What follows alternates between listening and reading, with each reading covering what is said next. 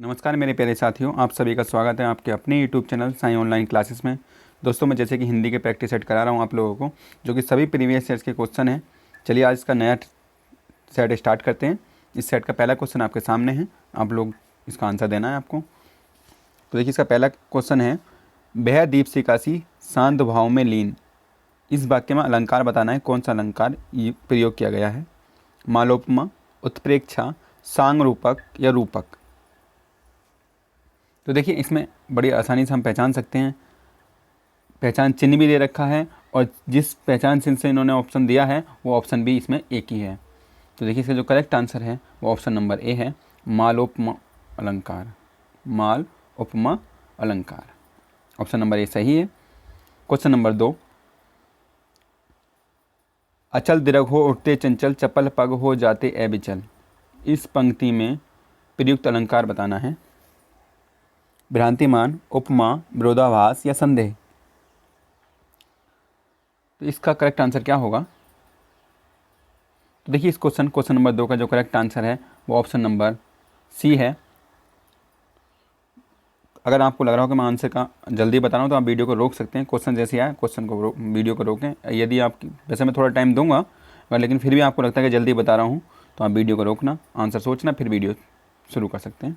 चलिए, question number 3, दिए गए विकल्पों में से गेह शब्द जो है, गेह शब्द के समानार्थी शब्द कौन से हैं। तम, तमस, तिमिर, सभा, परिषद, गोष्ठी, कंचन, हेम, स्वर्ण या ऑप्शन नंबर डी, सदन, भवन, निकेतन। तो देखिए, अगर हमें इसका शब्द का मतलब पता है तो हम इसका आंसर बड़ी आसानी से ढूंढ सकते हैं। तो देखिए, इसका जो करेक्ट आंसर है, घे का मतलब होता है घर यानी भवन।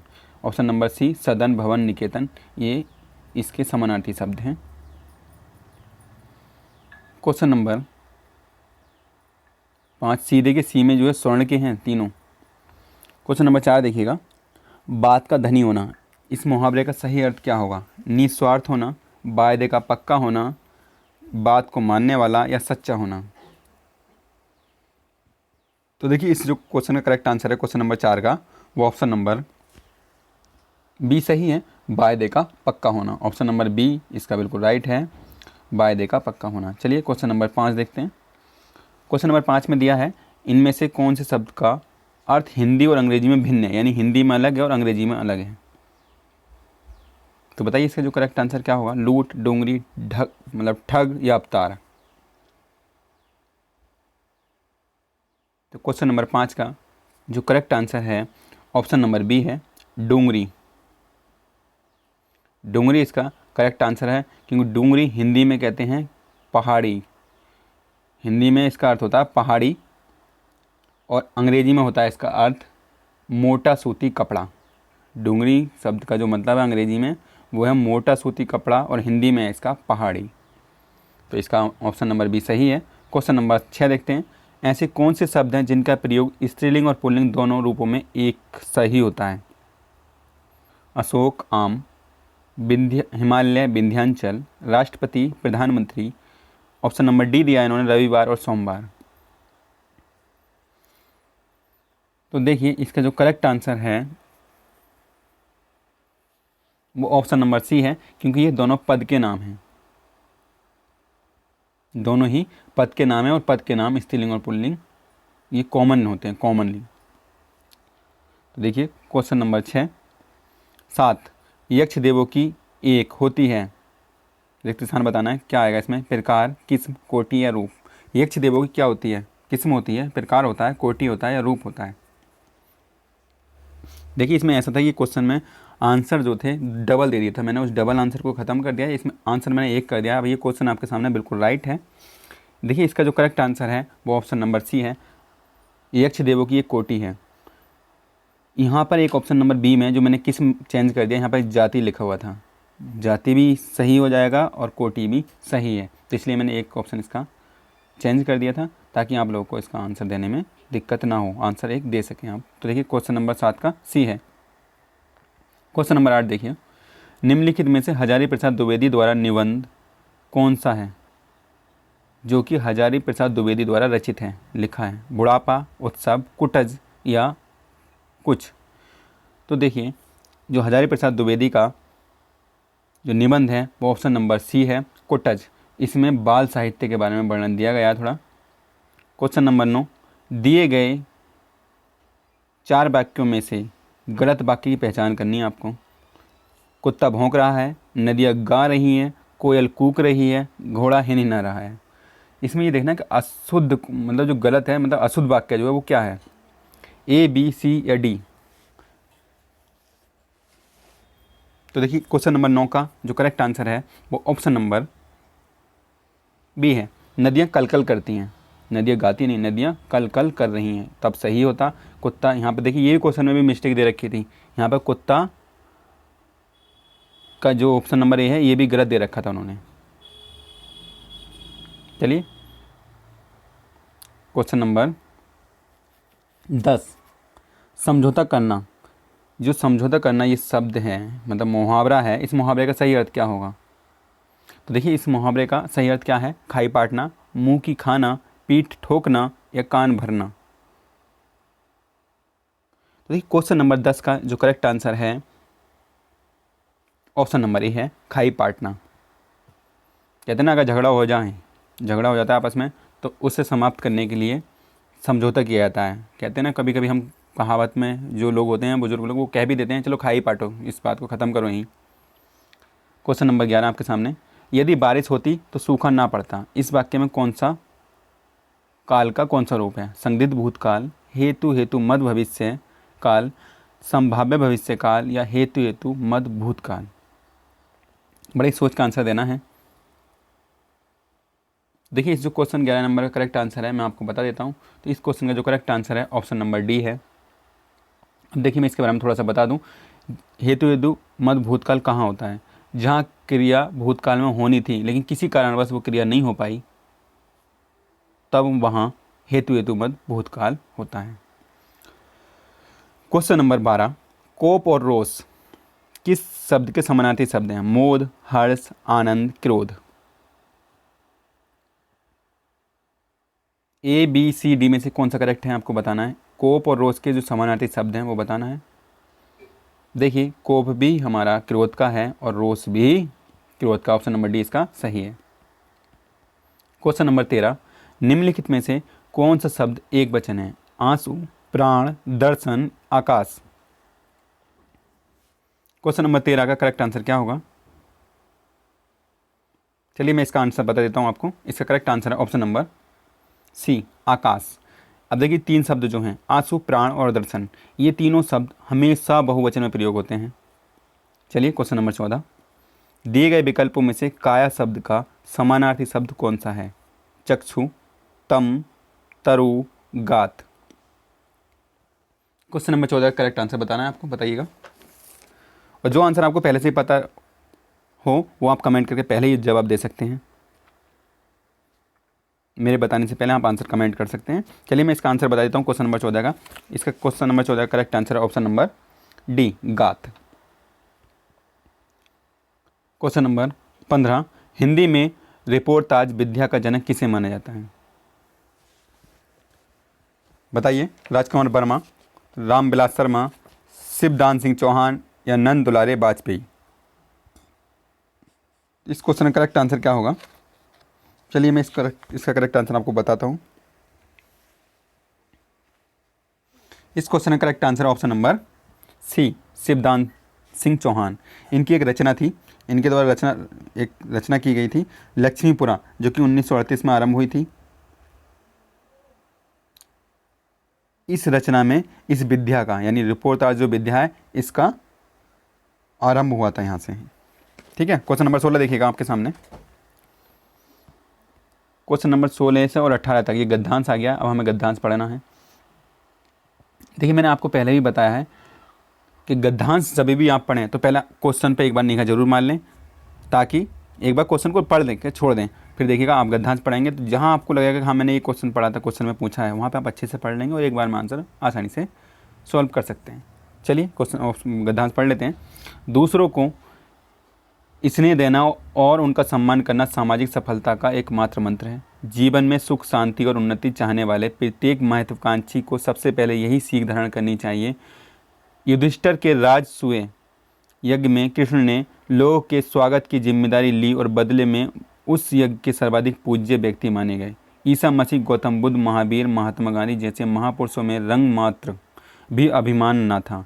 उन्होंने सदैव दूसरों को महत्व दिया और वे स्वयं ही महान बन गए। मान सम्मान का मूल्य चुकाना असंभव है, अतः विद्यार्थी जीवन का भी प्रथम पाठ यही है कि वह गुरु के प्रति सच्चे सम्मान का भाव और अपने हृदय में पैदा करे। गुरु के प्रति सच्चा सम्मान का भाव अपने हृदय में पैदा करें, अन्यथा उसकी विद्या निष्फल होगी, निष्फल है। चलिए क्वेश्चन का आंसर देख लेते हैं और ये बात बिल्कुल सच है। प्रस्तुत गद्यांश के द्वारा क्या संदेश दिया गया है? सदा सुख शांति रखें, सदा कर्म पर अड़िग रहें, सदा आदरणीय बने, सदा दूसरों को स्नेह एवं सम्मान दें। तो देखिए इस पूरे गद्यांश का जो शीर्षक निकल कर आया है, जो ये कहना चाहते हैं वो उसका कहना चाहते हैं, ऑप्शन नंबर डी में दिया गया है, सदा दूसरों को स्नेह एवं सम्मान दें। क्वेश्चन नंबर 17, दिए गए विकल्प में से स्वागत का संधि विच्छेद कौन सा होगा? ए, बी, सी या डी? इस बार संधि से भी सवाल पूछा गया है, आप बता सकते हैं। देखिए क्वेश्चन नंबर 17 का जो करेक्ट आंसर है ऑप्शन नंबर डी है, स्वागत। क्वेश्चन नंबर 18, रंग मात्र भी अभिमान ना था का तात्पर्य क्या निकलता है? कम अभिमान था, जरा सा भी अभिमान ना था, बहुत अभिमान था या अधिक अभिमान था? गद्यांश आपने ध्यान से पढ़ा होगा तो उसमें दिया था रंग मात्र भी अभिमान ना था, वही उसका अर्थ पूछा है। तो इसका मतलब जो सही आंसर है ऑप्शनों के अनुसार, तो देखिए इसका जो करेक्ट आंसर है वो ऑप्शन नंबर बी, जरा सा भी अभिमान नहीं था, थोड़ा सा भी, मतलब बिल्कुल नाम मात्र भी अभिमान नहीं था। चलिए क्वेश्चन नंबर 19, योग्य व्यक्ति ही पहचाना जाता है। वाक्य में जो योग्य शब्द दिया गया है ये शब्द कौन सा विशेषण है? परिमाणवाचक विशेषण, संख्यावाचक विशेषण, सार्वनामिक विशेषण, गुणवाचक विशेषण? क्वेश्चन नंबर 19 का करेक्ट आंसर बताइए। चलिए इसका करेक्ट आंसर मैं बताता हूँ आपको। इसका करेक्ट आंसर है ऑप्शन नंबर डी। उसने कहा योग्य व्यक्ति को पहचाना जाता है। योग्य यानी योग्य उसका गुण दर्शा रहा है इस चीज़ में, योग्य वर्ड जो उसके गुण को दर्शाया, यानी कि वो गुणवान व्यक्ति है। तो इसका ऑप्शन नंबर डी सही है, गुणवाचक विशेषण। क्वेश्चन नंबर 20, जैनेंद्र कुमार की किस रचना को हिंदुस्तानी अकादमी पुरस्कार से सम्मानित किया गया था? कल्याणी, त्यागपत्र, मतलब कौन सी रचना है? त्यागपत्र, सुनीता या परख? तो देखिए इसका करेक्ट आंसर क्या होगा। तो देखिए इसका जो करेक्ट आंसर है, यदि आप लोगों को पता हो तो कमेंट करके जरूर बताइएगा और वीडियो आप लास्ट तक देखिएगा। क्वेश्चन सभी प्रीवियस के क्वेश्चन आए हुए हैं, क्वेश्चन महत्वपूर्ण होते हैं। हमारा जो लक्ष्य है वो क्वेश्चनों को रिवीजन करना है और नए क्वेश्चन की जानकारी। जैसे भी मैं क्वेश्चन चेंज करता हूँ, जैसे कि सवाल में आपने देखा होगा किसी सवाल में डबल आंसर दे रखे थे, मैंने उनको चेंज करके उनको सिंगल आंसर में कन्वर्ट करके आप लोगों के सामने लेकर आया हूँ। तो देखिए इसका जो करेक्ट आंसर है ऑप्शन नंबर डी है, परख। परख इसका करेक्ट आंसर है। ये जैनेंद्र कुमार की रचना है, ये 1929 में प्रकाशित हुई थी और इस उपन्यास के लिए ही इन्हें हिंदुस्तानी अकादमी पुरस्कार से सम्मानित किया गया था। चलिए क्वेश्चन नंबर 21 देखते हैं। बतनी की दृष्टि से विकल्पों में से कौन सा अशुद्ध विकल्प है? उपयुक्त, व्यंग, पूजनीय, महीना?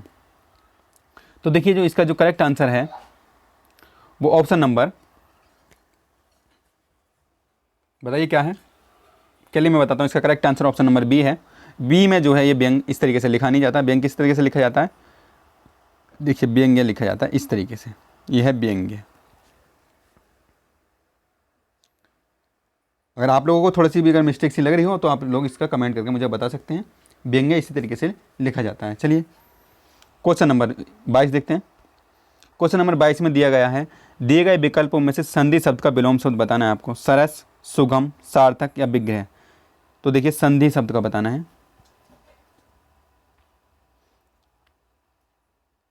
तो इस क्वेश्चन नंबर 22 का जो करेक्ट आंसर है ऑप्शन नंबर डी है, विग्रह। विग्रह इसका बिल्कुल सही आंसर है। चलिए और बाकी अगर 3 का भी आप जानना चाहें तो जान सकते हैं। सरस का क्या होता है? नीरस, सुगम का दुर्गम, सार्थक का निरर्थक और विग्रह का संधि। सभी के विलोम शब्द आपको पता है। इजी थे क्वेश्चन, इसलिए बताना ही क्या था।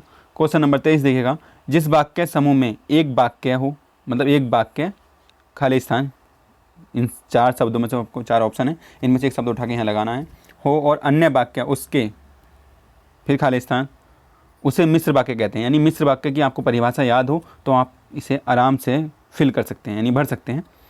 सही है, विकल्प चुन के बनाना है आपको। प्रधान, गोष्ठी, बी में दिया है प्रधान और आश्रित, सी में दिया है मुख्य और प्रधान, और डी में आश्रित और प्रधान। तो देखिए जिस वाक्य दिया है, जिस वाक्य समूह में एक वाक्य, मैं लगा इसका आंसर बता ही देता हूँ आपको, इसका ऑप्शन नंबर बी है। जिस वाक्य समूह में एक वाक्य प्रधान हो और अन्य वाक्य उस पर आश्रित हो, जो दूसरा वाक्य उस पर आश्रित हो, वहाँ मिश्र वाक्य, उस वाक्य को जो है मिश्र वाक्य कहते हैं। ठीक है, ऑप्शन नंबर बी इसका सही है। चलिए क्वेश्चन नंबर 24 देखिए, 23 में क्या पूछा, परिभाषा तक पूछ ली है। न्यूनतम विशेषण की कौन सी अवस्था है, ये न्यूनतम शब्द दिया है, विशेषण की कौन सी अवस्था है, विशेषण की कितनी अवस्थाएं होती हैं? 3 अवस्थाएं। तो बताइए इसकी कौन सी अवस्था होती है? ये मूल अवस्था है, प्रथम अवस्था है, उत्तर अवस्था है, या उत्तम अवस्था है? तो देखिए जो न्यूनतम शब्द दिया है, इसका जो करेक्ट आंसर है वो ऑप्शन नंबर डी है, उत्तम अवस्था है।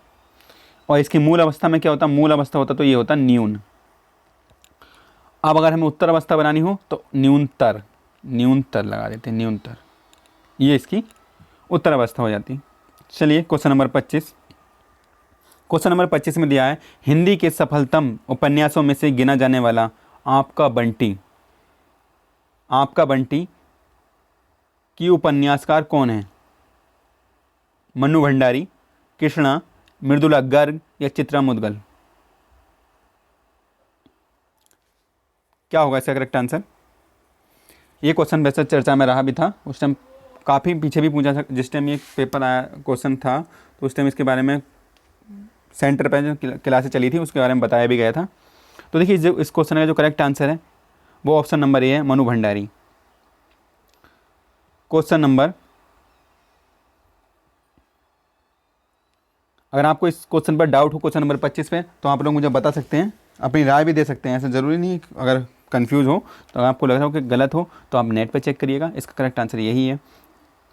ऑप्शन नंबर 26 देखिए, क्वेश्चन नंबर 26 देखिएगा, दिए गए विकल्पों में से सही विकल्पों का चयन करके वाक्य पूर्ण करें जिसमें डैश प्राप्त करने की इच्छा हो वह कहलाता है। मोक्ष पारंगत, मोक्ष पारदर्शक, स्वर्ग जिज्ञासु, या मोक्ष या मुमुक्षु? तो देखिए इसका जो करेक्ट आंसर है वो ऑप्शन नंबर ए है, जिसमें मोक्ष प्राप्त करने की इच्छा हो वह मुमुक्षु कहलाता है। अब यहाँ पर 2 क्वेश्चन राइट हो रहे हैं। मोक्ष जो प्राप्त करने वाला होता है ना, मोक्ष को प्राप्त करने वाला, जो मोक्ष की इच्छा रखता है उसे कहते हैं हम मुमुक्षु। जिज्ञासु क्या होता है? जिज्ञासा मतलब जानने की इच्छा रखने वाला।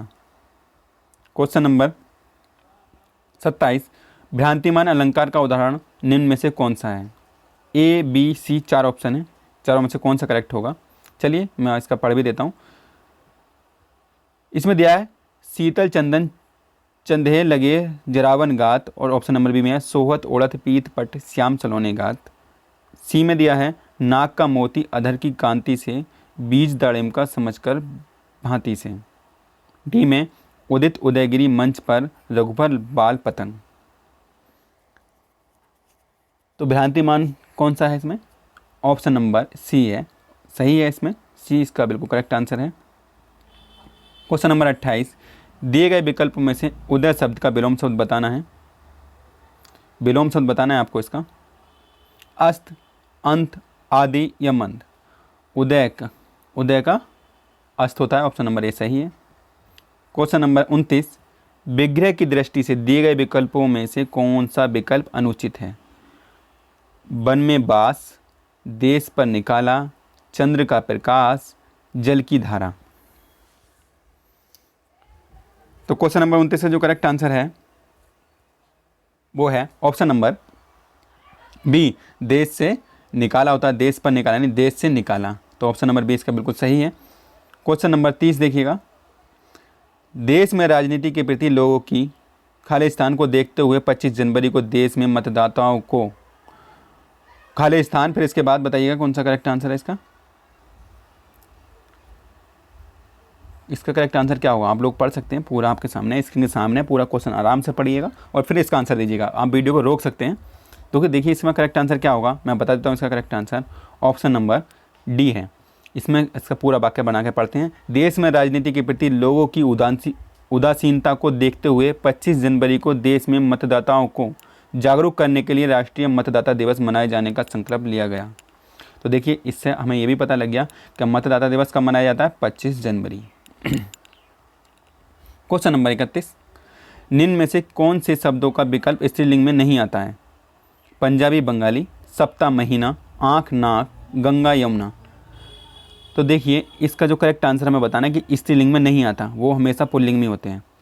तो इसका जो करेक्ट आंसर है आप अगर लगा पा रहे होंगे तो बहुत ही आसानी से लगा सकते हैं। ऑप्शन नंबर बी इसका सही है, सप्ताह और बंगाली इसका करेक्ट आंसर है। चलिए नेक्स्ट क्वेश्चन देखते हैं। क्वेश्चन नंबर 32, निम्न में से कौन सा शब्द बहुवचन है? गो, गुरुजन, लेखक और अनुज। तो देखिए क्वेश्चन नंबर 32 का जो करेक्ट आंसर है, बहुवचन बताना है, ऑप्शन नंबर बी है गुरुजन। क्वेश्चन नंबर 33, करत करत अभ्यास तेजड़ी मती, के लिखा हुआ यहाँ पर ते होना चाहिए, तेजड़ी मती होत सुजान।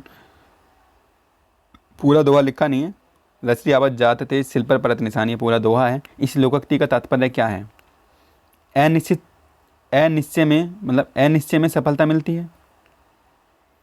अभ्यास मूर्ख को भी चतुर बना देता है। अभ्यास से जड़मती होती है। सुजान अभ्यास से जड़ हो जाता है। देखिए इसका जो करेक्ट आंसर है, इस जो कहना चाहता है ये वाक्य, ये लोकोक्ति जो कहना चाहती है वो ऑप्शन नंबर बी है, अभ्यास मूर्ख को भी चतुर बना सकता है। और बात बिल्कुल सही है ये, और हम जितना अभ्यास करेंगे हमारा उतना निखार आता है। क्वेश्चन नंबर 34, विकल्पों में से सही का चयन करके वाक्य पूर्ण करना है आपको। वाक्य में खाली स्थान दिया हुआ है आपके लिए। साहित्य का 4 ऑप्शन है, इनमें से कोई सा शब्द उठाकर आप यहाँ पर पुट करना है और प्रत्येक मनुष्य के लिए अनिवार्य है। जो सही हो वो आप सही आंसर इसका बताना है आपको। चलिए मैं इसका करेक्ट आंसर बता देता हूँ। इसका करेक्ट आंसर है ऑप्शन नंबर बी, ज्ञान। साहित्य ज्ञान प्रत्येक मनुष्य के लिए अनिवार्य है। चलिए क्वेश्चन नंबर 35, संगति का प्रभाव जरूर पड़ता है। प्रस्तुत वाक्य निम्न वर्णित में से किस लोकोक्ति का उचित अर्थ है? संगति का प्रभाव जरूर पड़ता है। ऊँट के मुंह में जीरा होना, अंधा क्या मांगे 2 आंखें, पर उपदेश कुशल बहु तेरे, खरबूजे को देखकर खरबूजा रंग बदलता है। तो इसका करेक्ट आंसर क्या होगा? तो देखिए संगति का असर जरूर पड़ता है। जैसी व्यवहार जैसे लोगों के साथ रहोगे वैसा ही आपके अंदर व्यवहार में परिवर्तन होगा आपके व्यवहार में। तो देखिए जो इसका आंसर है ऑप्शन नंबर डी बिल्कुल सही है, खरबूजे को देखकर खरबूजा रंग बदलता है। ये कहावत कोई बोल भी देता होगा आप लोगों पे, अगर आपने लोगों में कभी ऐसा कुछ हुआ होगा तो कई लोगों ने बोला भी होगा, पर ऐसा होना नहीं चाहिए। अगर हम गलत हैं तो गलत के साथ गलत थोड़ी ना बनना होगा। चलिए क्वेश्चन नंबर 36 देखिएगा। कहानी बूढ़ी काकी, ये है बूढ़ी काकी, यहाँ से कहानी है। कहानी बूढ़ी काकी तथा अन्य नाटक, ये बूढ़ी काकी तथा अन्य नाटक की जो रचनाकार है वो कौन है? सुधा अरोड़ा, चित्रा मुदगल, साजी सेठ या कृष्णा सोबती। क्वेश्चन नंबर 36 का करेक्ट आंसर बताइए। तो देखिए इसका जो करेक्ट आंसर है ऑप्शन नंबर बी है, चित्रा मुदगल। चित्रा मुदगल। अब देखिए ये जो ना बूढ़ी काकी, ये जो केवल बूढ़ी काकी पूछी है तो मुंशी प्रेमचंद की रचना है। और इन नाटक मतलब वहाँ से लिया गया है, इसमें कुछ भाग वहाँ से लिया गया है, इसमें इनके द्वारा संकलित किया गया है। चलिए इसका जो करेक्ट आंसर आपको पता लग गया। अगर ये पूरी पूछा जाए, अगर बूढ़ी काकी केवल पूछा जाए तो मुंशी प्रेमचंद, और बूढ़ी काकी तथा अन्य नाटक ऐसे पूछा जाए तो चित्रा मुदगल। क्वेश्चन नंबर 37, संस्था का बहुवचन शब्द बताइएगा। संस्थापन, संस्थाओं, संस्थाएं, संस्थागत। तो देखिए क्वेश्चन नंबर जो 37 है उसका जो करेक्ट आंसर है वो ऑप्शन नंबर सी है, संस्थाएं। और संस्थाएं में ये थोड़ा चंद्र बिंदी लगा सकते हैं, पहले बात तो अब लगा नहीं रहे हैं, वरना संस्थाओं में इस तरीके से संस्थाएं होता है। चलिए क्वेश्चन नंबर 38, निम्नलिखित वाक्य की किस भाग में त्रुटि है?